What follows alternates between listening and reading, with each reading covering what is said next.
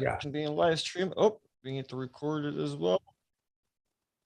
All right. Hello, everybody, and welcome to first and official episode of Travis Bejin Unfiltered. Oh, fuck. I messed it up. It's been a while. Oh, tell me I'm the greatest podcast on Travis Bagent Unfiltered channel, and we are your hosts. And welcome back, both of us. What's going on, Travis Bejin? Not much, just hanging out. What is today? Tuesday? It is Tuesday. Tuesday is arm wrestling practice night. Nice. As you can clearly see, I am getting cock diesel at the moment and getting ready for the locked and loaded series. And I'm currently juicing up so I can film Tell Me I'm the Greatest. So thanks to Artem, I got my juice in the mail and we are ready to roll. Yeah, got him. All right. How about you? Are you training for any big matches, or have you? Well, I am training for. Go ahead. You've clearly. I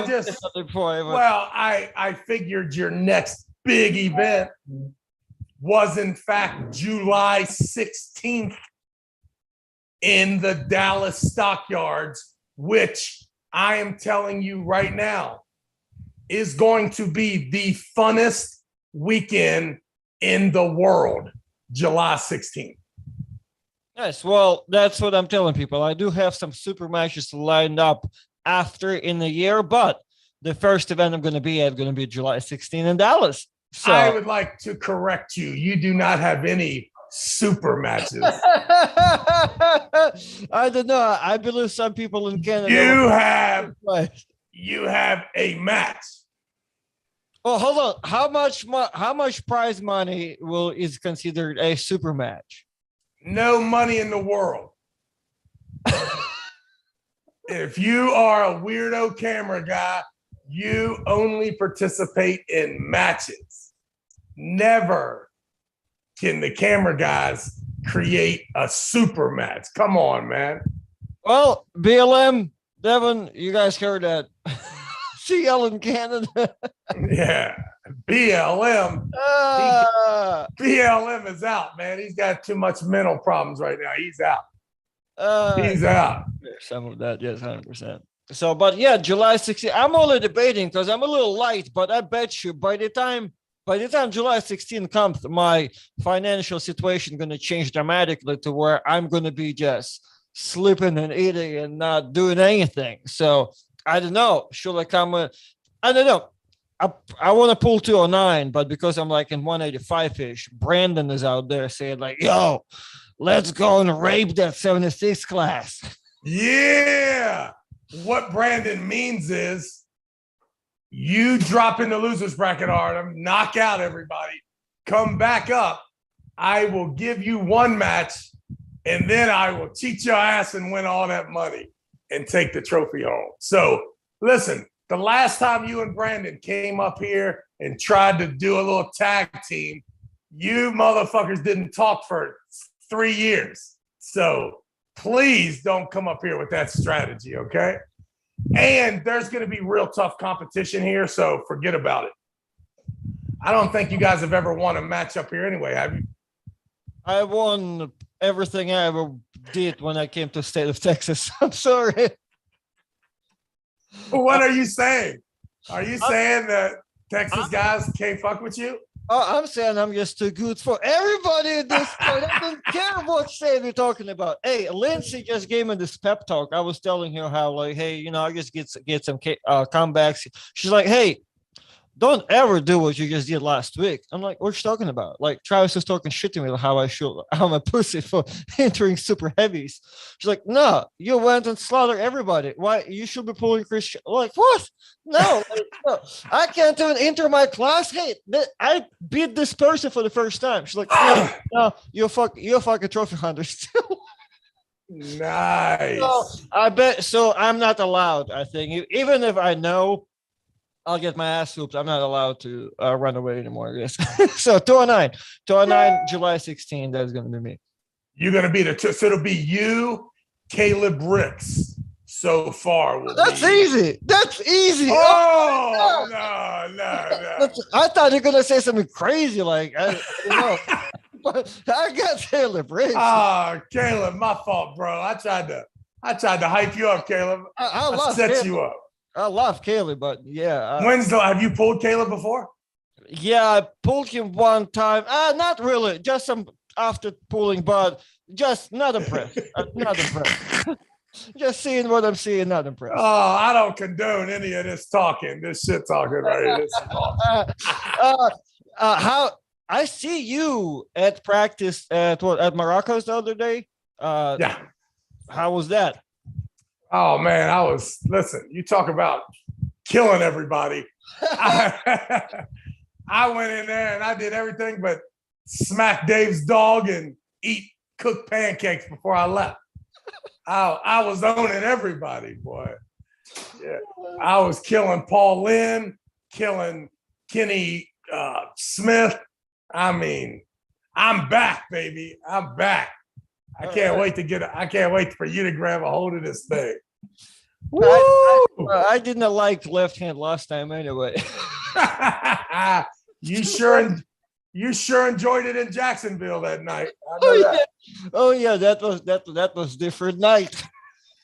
I came back home, did 20 push-ups. So July 16th will be your next competition at 209 at the Stockyards in Dallas, Texas. Listen, I don't know what else arm wrestlers want. We've got the most solid area, venue, tourist attraction. We are going to knock this thing out in about 3 hours. We're going to reset the set. We've got big Hollywood cameras there. We've got TV distribution. We've got $3,000 in cash. I mean, we getting ready to have a big show. And then it just continues. It goes from there. I don't even know, July 30th, we're in Kansas City. August 6th in West Virginia. We're August 20th back in Los Angeles. I mean, the Locked and Loaded Arm Wrestling Series. That's where you want to be at. Nice. I even forgot about the Kansas tournament. That's cool. I didn't know we're on that tight of a schedule. What about your brother? Is he showing up tonight? My brother will definitely be there tonight, 100%. He does not miss any time, and he will most likely make his debut. And he'll probably make it in the 209 class at that tournament. Yeah. Oh. So I don't think, he probably won't like grabbing you. He probably won't like that, but we'll see. That's probably my only chance to get a win on Bagent. Yeah, well, I don't think you'll beat him. Don't worry about that. Oh, no, he'll probably kill you.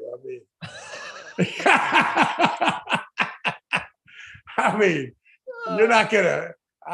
You're not gonna Caleb Ricks him. Don't even try. No way. I don't know. We'll see. So I'm assuming I was about to ask you if he's going to be part of the reality show, but I'm assuming he will not be a part of the reality show because he told me that he's going to do it the right way. He doesn't want to be laughed at and because we're all going to look like clowns on our reality show. Only our friends and family are going to think the show's cool. Everyone else is going to watch because of the train wreck that is in front of them. And that's us trying to be like, cool. I cannot wait. Well, I mean, at least we'll see him at the tournament, so that's people going to be excited. Hey, I've heard you tried to compete last Saturday too. Did I hear right? What did you? Yeah, well, I drove up to the biggest tournament on the East Coast. After you spend 4 hours telling me how small of a tournament that shit is. My man drove 4 hours. So I drove 90 minutes. It's 90 minutes from my house to Paul Lynn's house. And I drove up by myself. I thought about it the last minute. And I really wanted to promote the August 6th tournament. And all of my guys were up there. I mean, every one of my dudes was there. So I felt like they were driving 4 or 5 hours. The least I could do is drive 90 minutes. So I got to see Bart Wood, first of all. That's always a treat. And then Steve Black was there. And then it just started filtering down to all my dudes. But the crazy part was at about, I don't know, maybe 2:30, 3 o'clock, as I'm sitting there, maybe 2 o'clock, I noticed right in front of me, they're getting ready to start the 154s. And after about 20 minutes of trying to get a referee, I get talked in to go and be in the head ref. Okay. So I refereed the 154s all the way to completion. I refereed the 176 down to the final 2. I got cussed out about 4 times. I switched sides of the table for the finals of the 176. And after that match was over, I really got cussed out, like real close to my nose, like right here. So then I was a glutton for punishment. So I did the 198s all the way down. So I got to see some awesome arm wrestling, that's for sure. I refereed the Brazilian kid, Eduardo, and Paul Talbott, which was I could feel that. I could feel it. And Paul Talbott right now is a nasty dude. Yeah, listen, if you come home and you catch Paul Talbot in bed with Lindsay, listen to me. You ready? Go ahead. Say something. Say something. You tuck them in. Do not say nothing to Paul Talbot right now. Oh my goodness. Just killing everybody at the tournament. Everybody. Brandon Elsesor, nothing for him left hand. Nothing. I would like to personally challenge Paul Talbot right now on August 5th. If he beats the beast, he gets $2,000. Oh, really? If he loses, he doesn't get any money at all. He just comes to the tournament. Paul, if you're gonna hear it, I'll send this clip to you. Now, here's another thing we should do, Artem. I think it's time to bring the public in to see if we can get financing for our project. All right, go ahead. I'm just gonna offer a deal right now to anybody listening. If we fuck the deal up, then we'll change it with the lawyers.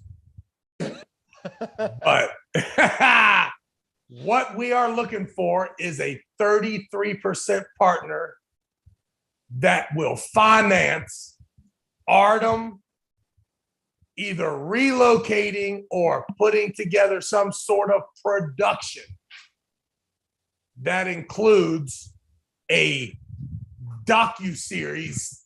That docu-series, the name is Undraftableish. Undraftableish will,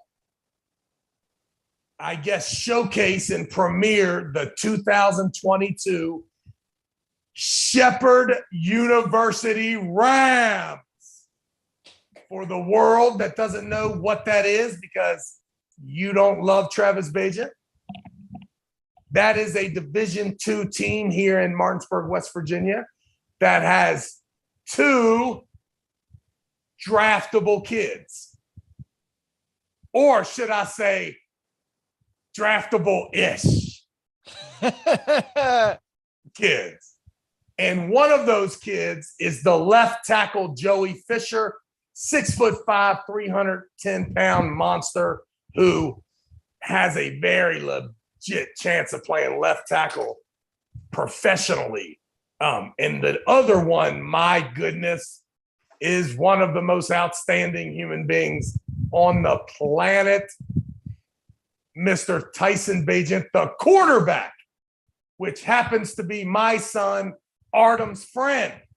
So we have full access to this team, those players, along with about 3 or 4 other players that have big dreams, not quite the stats yet, but they all have admiration. So we want to cover the season, Artem and I'll produce, he will film, and I believe we can get this whole thing done in the can for $100,000.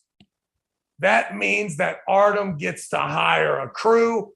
Artem is flying back and forth because Lindsay won't stop.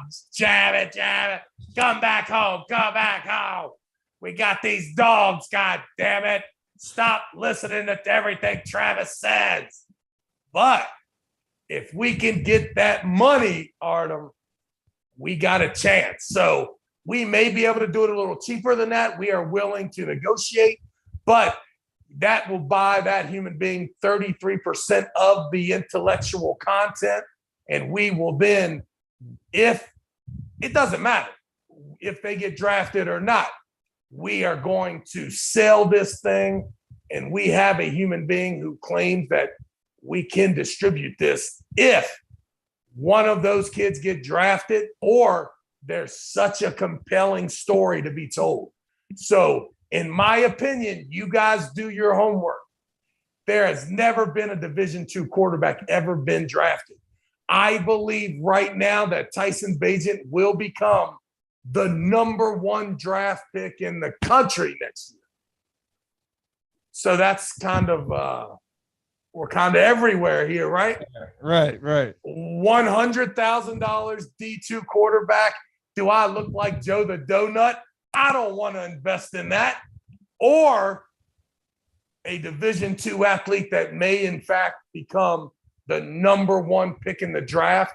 And I've got in the can a docu-series with the #1 pick in the draft that happens to be a Division II athlete who has now possibly set the all-time passing mark in the history of college football, the most touchdowns in the college football.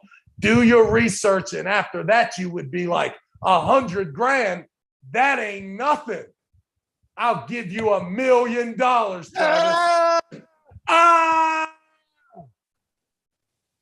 So if you would like to talk more, send us the email. We'd love for you to do your research on Tyson Bejin, Joey Fisher, and the Shepherd University Rams. I think that Artem, I already know Artem's about to drop a little highlight film with Tyson anyway.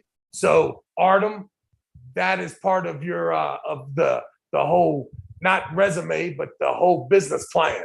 You got to show these people you got some skills, and you, Artem, must know if you believe in Tyson. Right. I love it. I mean, I believe in Tyson more than you believe in Tyson. Well, you need to go to acting school then and figure out how to display that, because you just did a terrible job when I asked you, do you believe in Tyson? All right. No, I'm reading pretty bad comments, but I'm reading the great comment because it has $5 super chat attached to it. Speaking of money, Primal Beef Jerky. You guys are actually the arm wrestling world is flooding these guys with orders, and they can barely even keep up. So what I say is let's keep it rolling. I think we've sold over 10,000 packs already. So make sure we get that link up there, Artem, and that all you folks, make sure you grab your Primal Beef Jerky. Make sure you tell them the Beast sent you. All right. Yes, people, don't forget to use the code that's under the description. All right, Travis. So everybody wants to know, People $5 super chat. $5 super chat. Why does Jody Larratt hate Travis? Okay. 2 reasons. Oh wow, okay. That's it. 2 reasons. 2 reasons. First reason is because I was fucking beating her husband up for the first 15 years of their marriage. I was exactly who he wanted to be. Listen, it meant a lot to him. He fought, but I had every single thing that he wanted. All the charisma, all the fans, all the talking, all the titles, every single bit. He was an employee at best, a next tier down peer. And I can understand why when someone you love feels insecure around someone, it makes you not like them and all that shit. Now you add that to my personality and the fact that I am exploiting that at least assumed reality, right? So every chance I get, I'm talking shit to make sure I keep guys like him down and at bay, because the fact is if you can create a monster as well, and you have to be careful as to how much you let that competition humanize you, and then how much you're going to make sure that you stay separated. So everybody that I've lost to in my whole life, my wife hates as well. Okay? If I say fuck Artem 3 times, she under her breath says fuck Artem. Okay? So that's one reason. The second reason is I went too far one time. As most of you know, Devin Larratt was in the Army. Oh, yeah, you did that.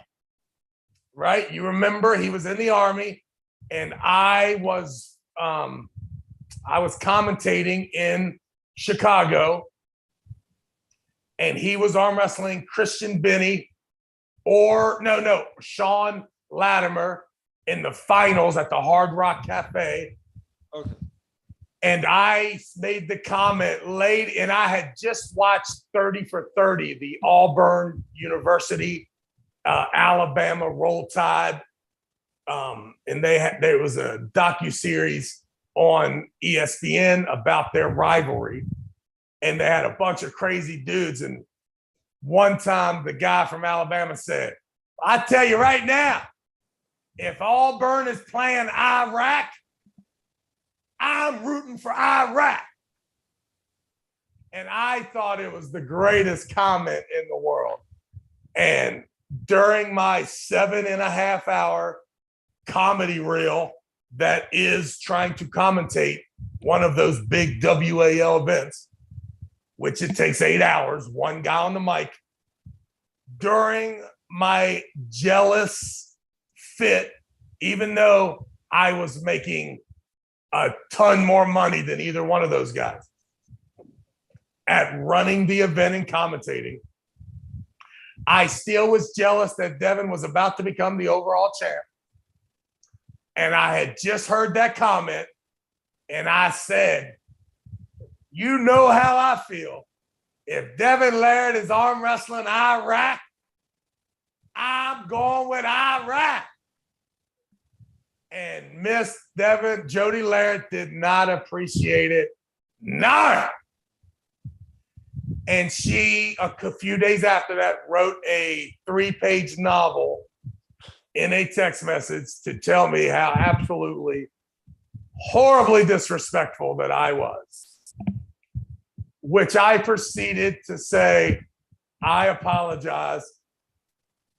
You're a weirdo. Your family's a weirdos if you think that I meant any bit of that. However, it's obviously you're all weirdos, and I probably will lose that debate if we go and talk about it, right? However, just listen, this is for everybody in the world, okay? If someone says your mama.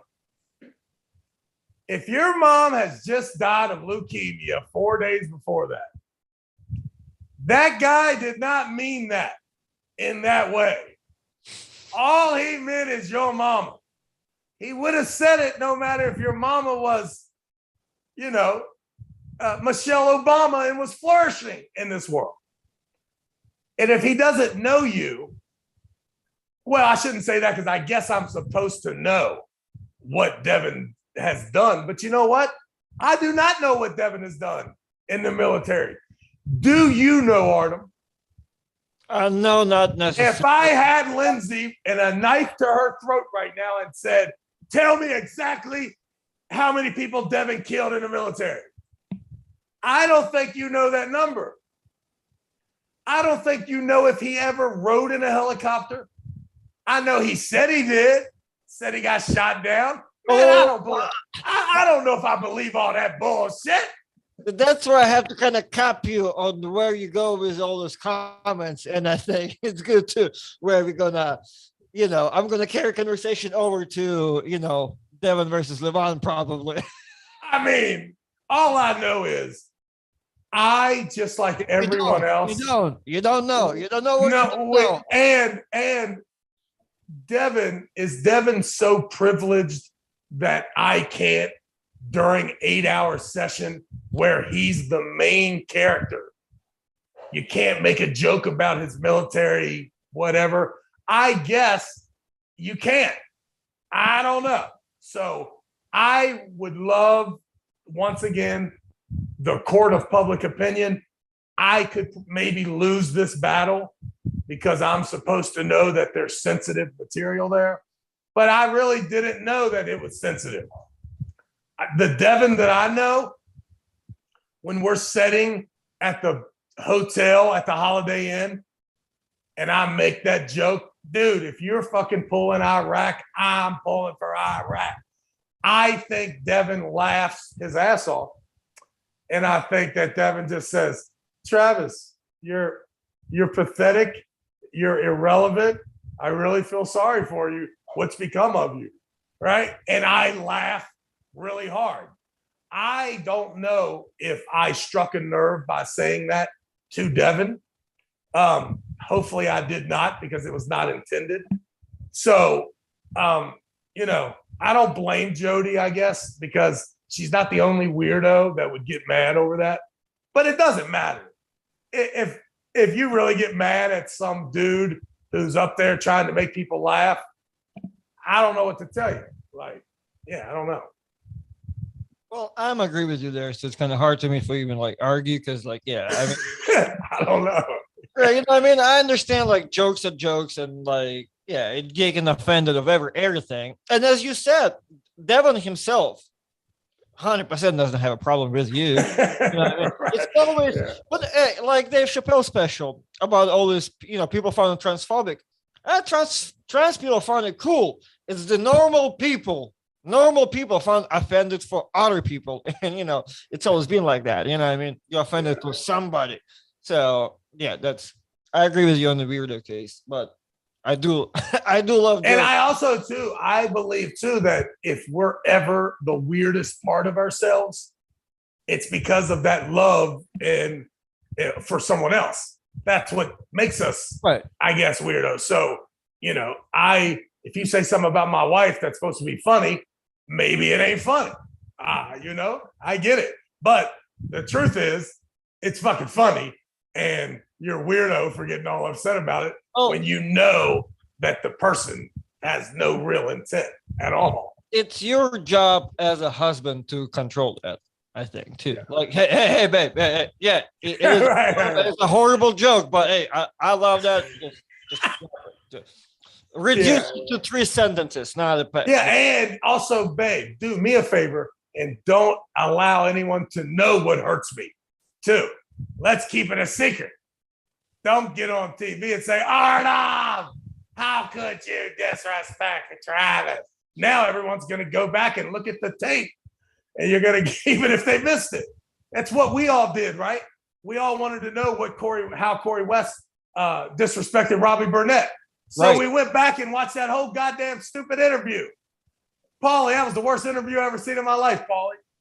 And I had to watch the whole thing. His algorithm went up. Matter of fact, if everyone will go back at every video I've ever done, you can discode a whole thing of how I feel about Devin Larratt. Okay, there's one little clue in every one of my videos. Go back, watch every one of them, decode it, and then it's going to be a great message for everybody. Little Easter eggs of your love, secret love to Devin. I love it. I love it. Well, so what's up? They are pulling in 4 days, 3 days. Devin and watch. I know you've been changing your opinion towards. Yeah. I'm Devin. Telling you now. Where you at? I have no reason to think that I know who's going to win. Okay. It doesn't matter how much I give the argument. If I am LeBron's agent and his public relations manager, he's played it perfectly. This guy has introduced us to a world where the brand does all the talking. Right? All the motherfucking dude's got to do is take off his shirt. Once you see all that hair, he don't have to say nothing. It's screaming. It's screaming. I'm the biggest, baddest monster that ever lived. I do not have to communicate with the rest of the world. That is Drago right there. He just posts up, shirt off. Everybody, as soon as he takes his shirt off, you take your finger and you kind of rub your nose because you're figuring you're about to smell something. This body odor from this monster, right? Like, rah. And if I'm his people, I know for a fact that we have created a human being with the size, the strength, the capacity to absolutely run over any existing human being that has ever done it. There's no person that can stand in the way of the person that we have created here. We are metabolically enhanced. We are scientifically experimented, or I guess tested. It is 100% the most perfect machine that you could ever build. And the brand doesn't need any charisma. It doesn't need to do interviews. It doesn't need to do anything. And I think that he won't even have to arm wrestle very much after he gets done handling this business.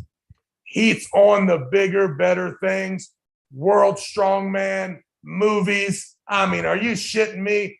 This guy, Hollywood has spent $100,000 a week on a makeup person to create the back hair that this motherfucker's got naturally. I mean, what is going on? The nose, the facial deformity. He looks like Bigfoot, the dude, the Brazilian Bigfoot that's all juiced up. Like, this guy is perfect. Like, rarely could you create a brand that the human being didn't take so much credit for the talent that it would be hard to work with them. There wouldn't be enough money to divide. But whoever are the people that are in control of this man's business, he don't have to do nothing. He never says nothing. He just walks. That's all he does. He walks into place. That's it. The man is got it. So, there's no way that he loses. It's impossible. Can't lose, can't even come close. There's not enough time involved to be able to break the man's lane, the intensity. I mean, it's going to be just bad. And then you just flip the script and you come on over to Canada and you're watching this human being who if you're involved with this person and you see and you put yourself into that position that he's in, where he has a no-win situation. And God forbid if you have any emotional love for this guy, because the guy does every single thing right in the world perceptionally. Okay? I'm not saying that dude's, didn't bang a couple midgets when he was over in Russia on deployment, but who knows? All I'm saying is, as a man, you are proud of the person Devin Larratt appears to be. You respect the unbelievable hard work and dedication. It's unfathomable how much endurance and time that he has invested at the table perfecting his craft. If you've listened to the story of him being shot down, ramboed out, 16 days, ate 4 gators, fucking married a chimpanzee just to keep the pride from killing him. I mean, the stories are legendary, right? And then you get around him, and the first thing he does is shake the hand of the janitor, the waitress, treats the guy at the White House and the crack house the exact same way. And then you really love him because you realize he's just a regular dude, just like you, that happens to have superhuman powers, right? So you take all that into account, you speak any sort of English, and you would almost give your left nut to see him win. That's how happy our continent will be if somehow he can do this. And we all know the level he has to be must be much more than we have ever seen. We have a little bit of evidence. The next person that we adore the most in the world, Todd Hutchings, gives us a little glimpse that, yes, indeed, that man has done the work. And once again, our stomach swells up a little bit. We get that little butterflies in there, right? And we're like, what if he does it? Right. And why in the world, if I look in the mirror and I'm an English-speaking adult and I want Levon to win, that says everything you need to know about the person in the mirror. They are the most insecure, insignificant soul that could ever roam this earth. And I believe that we can all help Devin by giving him some sort of positive thinking, because he's probably going to get his ass whipped so bad. It's going to be terrible. And I am just praying that somehow that does not happen. Now, you tell me, what say you on this whole matter? Me? Oh, well, I actually had this conversation earlier with my doctor this morning, and I said nice and easy that I think Levon will win 6-0. However, what a dick. However, I don't want that to happen. I mean, I sent Devin a text 2 days ago, like, dude, you're the only person to do it, and you have to do it, and it will be awesome if you do it. You know what I mean? Like, I want Devin to win it, but if I do have those Travis Bagent $35, and they're going to Levon. There's no way I could bet on Levon. I would never be able to live with myself if I bet on Levon. No way. Can't do it. That's not what you said off camera. Yeah, I can't do it. Cannot do it. You got $2 super chat. The Deacon of Dominance, preach on. So you still going with the $30 bet on Devin, but I will not be betting, but I will be praying. Okay. And that's what I think we should all do.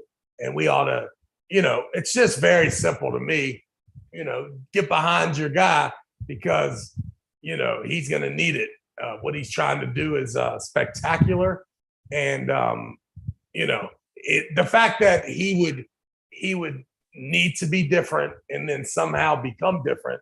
And I do know that there is a level that you can reach that you have no idea you can reach. So the problem is I'm sure LeVon and his team is totally aware of new levels that he could possibly reach. So we'll see. And there's also too, I wonder, is it possible that LeVon is such a businessman that he literally is not offended at all by Devin and it's all good? Or is it just evident that he is small enough psychologically that he could be on tilt a little bit? Oh, no. I've read some good, just by my personal opinion and just kind of getting my personal vibe from reading some interviews. Well, and the fact that you're in the KGB. So right. Go ahead. Yeah. I feel like LeVon is going to be slightly on the offensive side of things and slightly a little bit more aggressive as of last couple of months been happening. So yeah, I think there's nothing of that is not real. And it's not a script. It is reality. Well, you know what? I think whenever you get to those type of events, you never know. You never know. But I personally always believe it's always real. But next thing you know, Travis is telling you, bro, I did elbow foul that day. Or I did false starter. You know what I mean? You never know. But I personally believe it is reality to where I think they're going to have there's going to be some tension in the table, probably, unless they figure it out beforehand. Did you watch whatever Ryan Bowen put out that made Devin mad?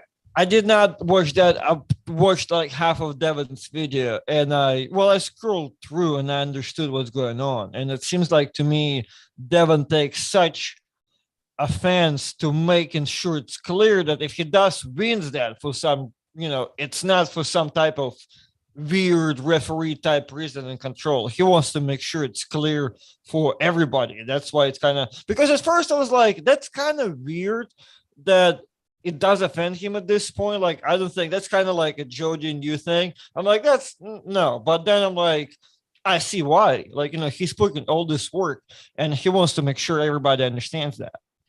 Yeah, but I've never heard anyone really say anything except, hey,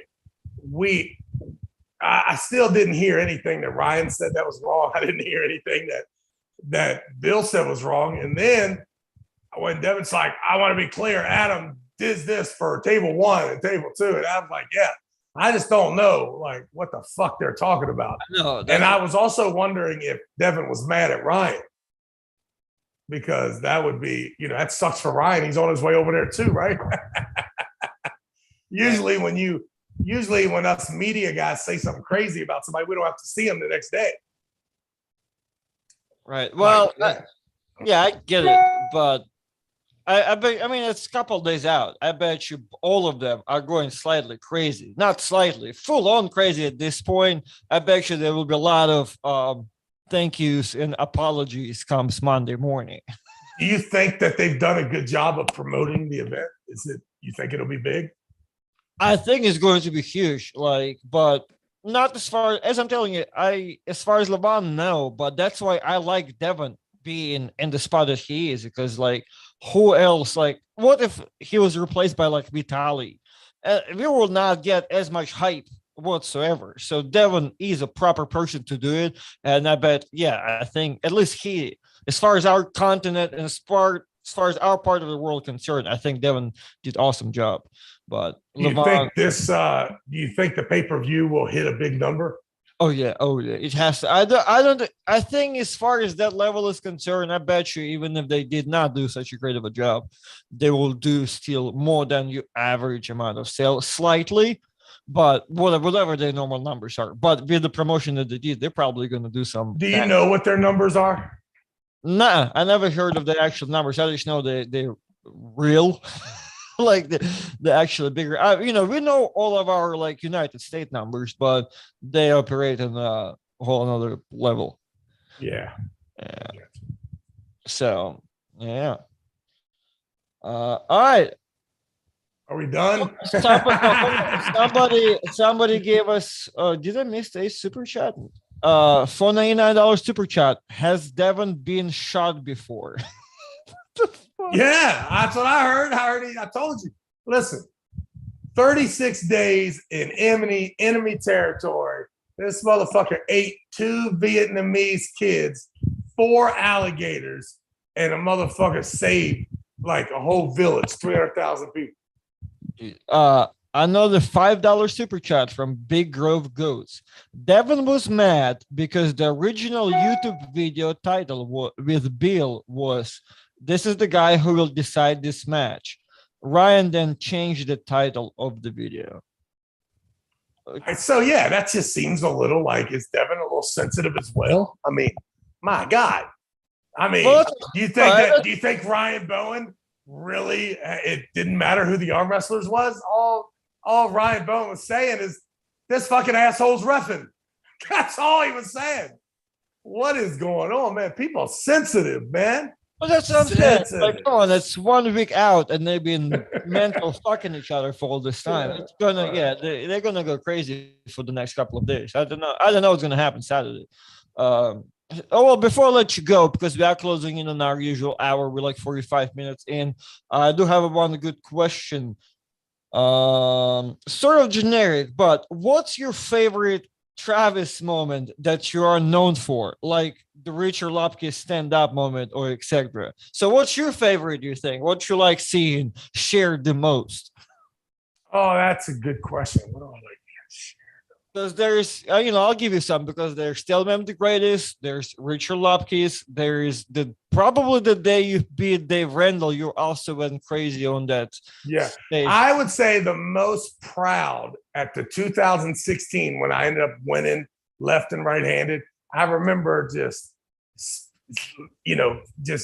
I was in the shower and I'm just letting that water hit me, and I'm just thinking, damn, I cannot wait to walk downstairs and just gloat to these motherfuckers, boy, because, listen, I was better than Dave Chafee for 2 years in losing to him. I knew that I was not working really hard and that I was so close, and that I was taking, 9 months off or tons of time off and trying to just jump into it for 6-8 weeks, and I could do that, and I could get so close. And then I did it for a month, I lost to him. Then I did it for 2 months and I barely lost to him. You know what I mean? And then finally I was like, you know what? I'm just gonna kill it. I ain't gonna stop. I'm just gonna kill this shit for the whole fucking time. And then I got so stupid that it was so easy. And then I remember just like, man, tonight is the night where I'm gonna go down there. And for the last 2 years, I've been, because what's a tough pill to swallow is when you are the champ left-handed, but you ain't happy about it. Right. Here's the lucky part. Before I had won 2 in a row, no one else had done it either. So that weekend, Tony did it, Devin did it, and I did it together. So even though I was like 1 of 6, which I hate being 1 of 6. I don't give a fuck what it is, right? Like, especially in the arm wrestling world, right? Like, you don't want 6 people to get paid as much as you, or you didn't make that much money. So, and then the only bad thing about winning it both was that Devin and Tony had done it as well. The only good part is I knew when I walked down there in 2016, I was not just the super heavyweight champ. I was the overall champ. I mean, I was the motherfucking nasty dude at the biggest event ever. I mean, there was nothing bigger than the WAL 2.5 years in. It was the Mac Daddy fucking shit. So that was a good to me, that was a good feeling just of accomplishment, because I knew that I had worked so hard, and I also knew what it looked like if I worked really hard, and also made a conscious decision there that I was 50-50 on whether I wanted to work that hard again just to have this feeling. So it is, it played a couple parts. It showed me that, sometimes people would do anything to get to the top of the mountain, anything, right? But let me tell you something. After you get up there and then they start you back at the bottom and you already know what's at the top, that's different. I mean, you can, maybe when you were up there at the top, it was the most euphoric feeling that you've ever had. Right. Well, that feeling that I had, I imagine, is that feeling. Right? So now I have a conscious decision to make. Do I really want to? Because the feeling that you think is up there at the top of the mountain is super euphoric. I have been to that mountain, and I'm telling you, it felt good. I'm not telling you that I'm fucking balls to the walls for the rest of my life to feel that feeling. Right. I have felt that feeling in other things in my life. You know what I mean? Like Tyson and Ezra make me feel that way. Okay. Yep. Right? When I see him throw a touchdown pass, I'm like, I'm going to walk around the motherfucking field, go to concession stand, just so I run into 30 people that want to be like, yo, that's a bad motherfucker. I'll be like, yeah, it was. Act like I didn't. What are you talking about? Oh, yeah, that 50-yard touchdown? Yeah, that's what they do. You know what I mean? I feel that shit. You know what I mean? So I understand why people like it. And I also understand why people have been there say, hey, man, congratulations, but that ain't everything. You know what I mean? Yeah, but it does feel good. Oh, yeah. I mean, here's another thing, too. After you felt good a billion times, it's all right, too. Not a big deal, right? Oh, goddamn. We're getting flooded. I'm trying to let you go, but we up to like 220 people, $5 super chat from Jordan. Yeah. Travis, I'll try to make it out when your boy plays Scottstown this fall. That's not in PA. I like it. What is the Cookstown date? Week 3. Check it out. September. Best 15th or 20th. Cookstown. Best Travis moment ever was on Game of Arms. I cannot quite fly yet, but I'm the closest thing to a superhero you're ever gonna find. I remember that quote. September 24th is the Cookstown game. So looking forward to seeing some peeps there. Yes, I will tell you another thing about that. I was fired up. Oh my! I remember you were in the boat. You were on the boat saying that quote or some shit. Yeah, I think they're probably talking too about the warehouse in Erie when I pulled Tom Nelson. That was right after I said I can't quite fly yet. Yeah, but I'm the closest thing. So I remember that it was like 10 degrees, and I'm sitting in this little makeshift little kerosene heated tarped area, and I'm watching the staff kind of panic for heaters, and they went to Lowe's and Home Depot, 84 Lumber, every Erie hardware store that they could find, and they bought like 12 or 13 of those $800 heaters, the stand-up ones. Yeah. And as they're walking past me, I remember looking at Bart, and I'm like, man, we did not get paid enough, dude. These motherfuckers are rich. Like, they got a huge budget. And they left those heaters in Erie. Oh, wow, that's insane. That goes to show you. Big money. Hey, well, $9.99 from Jacob. I'm not trying to pronounce the last name. Your opinions on trying to compete in MMA and arm wrestling. Do you think it's counterproductive, or do you think it should not interfere with either sport? Good question. Yeah, I think it's a great idea to do both of those things as much as possible. Just know that if you probably want to be real good at one of them, it's going to be hard not to be consumed by it probably, but no reason to treat arm wrestling as like the most only thing you do in the world, unless you're real fucking good at it. Then it's okay to do that. But I would stay as well-rounded as possible, and don't let anyone tell you that you shouldn't do 100 sports. Or unless that's the only thing you're good at it, that stickers arm wrestling, yes. Listen, if you're Artem, don't even try to do anything else. Stick right with it. Well, I mean, there's camera work.